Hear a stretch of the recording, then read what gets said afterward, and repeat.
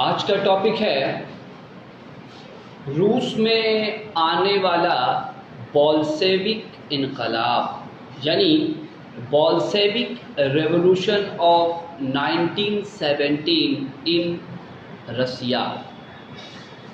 یہ انقلاب زار نکولس دوئم کی بادشاہت کے زمانے میں آیا۔ زار دراصل روس کے بادشاہ کو کہتے ہیں۔ جب انہوں نے اپنی مطلق العنانیت اور ظلم و جبر کی انتہا کر دی، عوامی حقوق کو بالکل فراموش کر دیا اور ان پر اپنے مظالم کی انتہا کر دی، بنیادی حقوق سے محروم کر دیا، تو نچلا طبقہ مزدوروں کا، کسانوں کا بولشیوک پارٹی کے پرچم تلے لینن کی سرپرستی میں بغاوت پر آمادہ ہوئی اور 1917 میں زار نکولس دوئم کو تخت و تاج سے محروم کر کے وہاں عوامی حکومت کی بنیاد ڈالی۔ یہ واقعہ تاریخ عالم کا ایک اہم واقعہ ہے۔ اس واقعے نے ساری دنیا کو جو ہے کمیونزم کا پیغام دیا اور یہ دکھایا کہ کسی بھی ملک کی ریڑھ کی ہڈی جو ہے وہ مزدور ہوتے ہیں، کسان ہوتے ہیں، نچلا طبقہ ہوتا ہے، اور جب وہ اپنے حقوق کے لیے کھڑا ہو جائے، صف آرا ہو جائے، تو بڑی سے بڑی ظالمانہ حکومت کا خاتمہ کر سکتا ہے۔ تو آئیے ہم دیکھتے ہیں کہ روس میں آنے والے اس انقلاب کے اسباب کیا کیا تھے۔ آسانی سے سمجھنے کے لیے اس کے اسباب کو مختلف حصوں میں بانٹ دیا گیا ہے: سوشل، پولیٹیکل اور اکنامک۔ سوشل یعنی کہ سماجی اسباب۔ 18ویں صدی میں روس کا سماج بھی فرانس کے سماج کی طرح طبقہ بند تھا۔ بادشاہ، امرا، جاگیردار اعلیٰ طبقے میں شمار کیے جاتے تھے اور زندگی کی تمام تر سہولیات انہیں میسر تھی۔ ملک کی تمام جاگیروں، تمام دولت پر ان کا قبضہ تھا اور ان کی زندگی بڑی عیش و عشرت سے کٹا کرتی تھی۔ اس کے برعکس عوام، جس میں کسان اور مزدوروں کی اکثریت سب سے زیادہ تھی، یہ جفاکش محنت کے باوجود بھی 2 وقت کی روٹی سے محروم تھے۔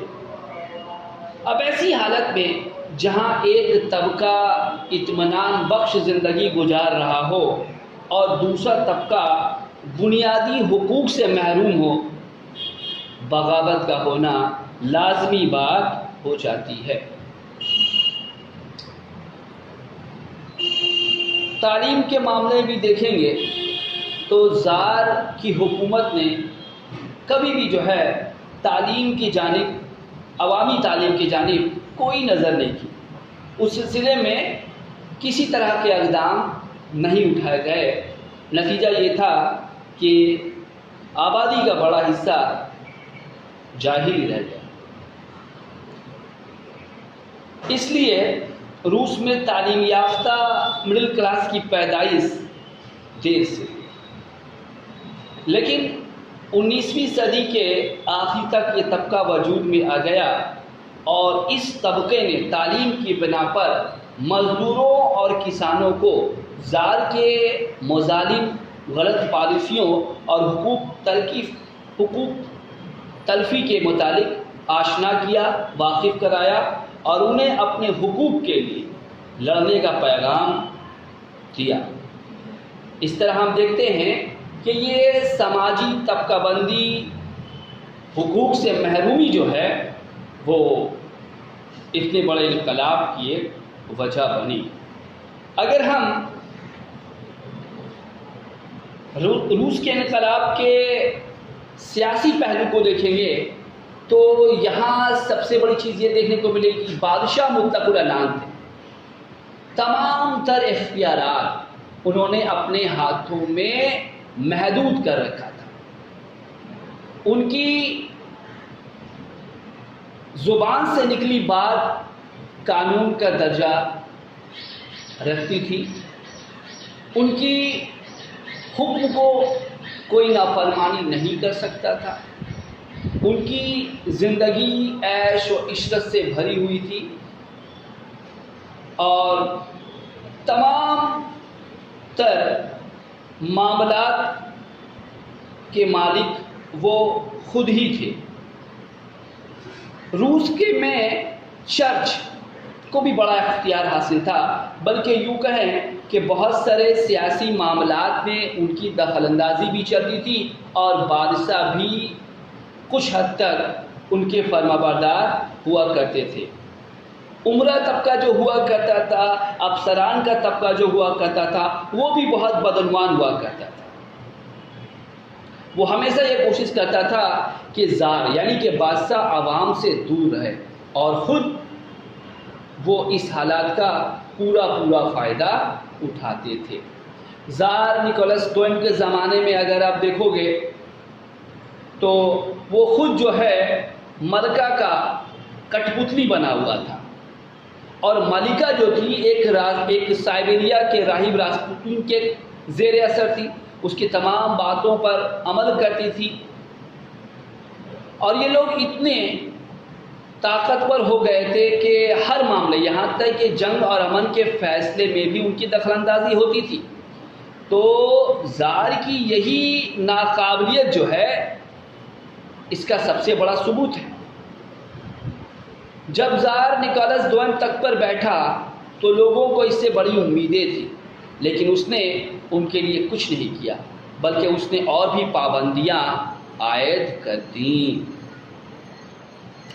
روسی عوام تمام سیاسی، سماجی اور معاشی حقوق سے محروم تھے، اخبارات پر پابندی تھی، شاہی افسران جمہوری خیالات کے مخالف تھے، اس کے خلاف اقدام کیا کرتے تھے، بادشاہ لوگوں پر خوفناک سزاؤں کا حکم دیا کرتا تھا، لوگ قید میں ڈال دیے جاتے تھے، لوگوں کو سائبیریا جیسے دور دراز مقام پر ضلع وطن کر دیا جاتا تھا۔ سیاسی ظلم و جبر کے خلاف روسی عوام نے 1905 میں چھوٹا سا انقلاب برپا کیا۔ یہ 1917 کے انقلاب کا ریہرسل تھا۔ زار نے 1906 میں ڈیوما، روس کے پارلیمنٹ کو ڈیوما کہتے ہیں، ڈیوما کے نام سے روسی پارلیمنٹ کی تشکیل کی۔ اس میں عوامی نمائندے منتخب ہوئے۔ انہوں نے مطالبہ کیا کہ وزراء ڈیوما کو جواب دہ ہوں گے، یعنی اپنے تمام کام کے لیے پارلیمنٹ کو جواب دیں گے، بادشاہ کو نہیں۔ زار نے ڈیوما کو برطرف کر دیا۔ دوسری ڈیوما نے بھی سیاسی حقوق کا مطالبہ کیا، زار نے اسے بھی برطرف کر دیا۔ تیسری ڈیوما کا انتخاب ہوا، لیکن عوام بادشاہ سے اب بیزار ہو چلے تھے۔ تو کیا دیکھیں گے کہ سیاسی طور پر بھی وہاں انتصار تھا اور بادشاہ، چرچ اور عمرہ اور شرفا جو ہے تمام تر اختیارات کے مالک تھے، عوام جو ہے بالکل نظر انداز کیے ہوئے تھے۔ تو یہ سیاسی ناانصافی بھی جو ہے اس بغاوت کی وجہ بنی۔ اب ہم ماسی اسباب پر اگر نظر ڈالتے ہیں تو ہم کیا دیکھتے ہیں کہ 19ویں صدی میں روس میں جاگیردارانہ نظام قائم تھا، اور جیسا کہ ہر جاگیردارانہ نظام میں ہوتا ہے کہ عوام کو ان کے بنیادی حق سے، کسانوں کو، مزدوروں کو ان کے حقوق سے جو ہے محروم کر دیا جاتا ہے، ان سے سخت کام لیا جاتا ہے اور ان کی اجرت انہیں نہیں دی جاتی ہے، انہیں سرف بنا کر، غلام بنا کر، بدوا مزدور بنا کر رکھا جاتا ہے۔ تو ایسی ہی حالت جو ہے روس کی بھی تھی، وہاں کسانوں اور مزدوروں کی حالت بہت دردناک تھی، سخت محنت کے باوجود بھی جو ہے وہ بنیادی ضرورتوں سے محروم تھے، ان کی محنت کا تمام فائدہ جو ہے وہ جاگیردار اور افسران اٹھا لیا کرتے تھے۔ حالانکہ زار الیگزینڈر دوم نے 1861 میں ایڈکٹ آف ایمنسپیشن کے ذریعہ کسانوں کو کچھ راحت پہنچانے کی کوشش کی، لیکن پھر بھی ان کے حالت میں کوئی خاص تبدیلی نہیں آئی، اور ہمیشہ کسانوں کو، مزدوروں کو کچلا جاتا ہے۔ پھر اگر ہم صنعتی انقلاب کی جانب رخ کریں تو وہ دوسرے نصف میں 19ویں صدی کے رونما ہوا۔ برطانوی، جرمنی اور فرانسیسی سرمایہ سے روس میں بڑے بڑے کارخانے لگائے گئے، بے زمین کسان کارخانوں میں مزدور بن گئے، لیکن یہاں بھی ان کی حالت میں کوئی سدھار نہیں آیا۔ کارخانوں میں انہیں غیر انسانی ماحول میں کام کرنا پڑتا تھا، عورتوں اور بچوں کو بھی رات دیر تک کام کرنا پڑتا تھا، مزدوروں کا استحصال ہوتا تھا، انہیں بہت کم اجرت دی جاتی تھی، یعنی کل ملا کر ان کی حالت افسوسناک ہی تھی۔ تو یہ تمام تر وجوہات ایسے تھے جہاں ہر لحاظ سے جو ہے نچلے طبقے کو، جو کہ مزدوروں اور کسانوں پر مبنی تھی، ان کو ظلم و زبر کا شکار ہی بنایا جا رہا تھا۔ اس لیے وہ لوگ جو ہے زار کے ظالمانہ حکومت کے خلاف بولشوی پارٹی کے پرچم تلے سفارہ ہونے پر مجبور ہوئے۔ اگر ہم اس انقلاب کے اثرات کے بارے میں دیکھیں گے تو اس کے اثرات جو ہیں دو طرح کے تھے، ایک روس پر اس کا اثر پڑا اور اس دوسرے ممالک کو بھی اس نے متاثر کیا۔ روس پر دیکھیں گے خوب خاص اثر یہ رہا کہ زار، اشرافیہ اور چرچ کی مطلق العنان حکومت کا خاتمہ ہو گیا، سماجی نابرابری اور طبقاتی فرق کو مکمل طور پر ختم کر دیا گیا، ہر ایک کو اس کی صلاحیت کے مطابق سماج میں مقام ملا، مزدوروں اور کسانوں کا استحصال بھی ختم ہوا، مزدوروں کے حقوق کی حفاظت کے لیے ٹریڈ یونینوں کا قیام پورے ملک میں کیا گیا، مزدوروں اور کسانوں کی فلاح و بہبود پر زور دیا گیا اور اشتراکی نظریہ کو ملک میں عام کیا گیا۔ روس کی نئی حکومت نوآبادیات کے خلاف تھی، اس نے نو آبادی ملکوں کی تحریک آزادی کی حمایت کی اور عملی مدد بھی فراہم کیا۔ ملک سے پارٹی سسٹم کا خاتمہ ہو گیا، اب صرف ایک ہی پارٹی کا وجود تھا اور وہ تھی کمیونسٹ پارٹی، اور سارے اختیارات اسی پارٹی تک محدود تھے۔ تعلیم پر بھی نظر دیا گیا، ملک کے مختلف علاقوں میں اسکول، کالجز اور یونیورسٹیاں قائم کی گئی، سائنس اور ٹیکنالوجی کے فروغ پر بھی دھیان دیا گیا، ملک جلد ہی سائنسی ترقی میں امریکہ کا مقابلہ کرنے لگا۔ اب اگر دوسرے ممالک پر اس کے اثرات پر غور کریں گے تو دوسرے ممالک بھی جو ہے بولشوک انقلاب کے اثر سے بچ نہیں سکے۔ اشتراکیت اب تک محض ایک نظریہ تھا، لیکن اب وہ عملی طور پر لاگو ہوا۔ اس کے اثر سے روس کی معاشی حالت میں زبردست سدھار آیا۔ انقلاب کے نتیجے میں روس میں جو سیاسی، سماجی اور معاشی تبدیلیاں رونما ہوئی تھی، اس نے پوری دنیا کو متاثر کیا۔ سوویت یونین نے بھی مارکسی خیالات کی تبلیغ شروع کی، دنیا کے مختلف ملکوں میں کمیونسٹ پارٹی قائم کی جانے لگی، ہر جگہ مزدوروں اور کسانوں کے حقوق کی باتیں ہونے لگی۔ سرمایہ دار نظام نے اسے اپنے لیے خطرہ سمجھ کر خود کو منظم کرنا شروع کیا۔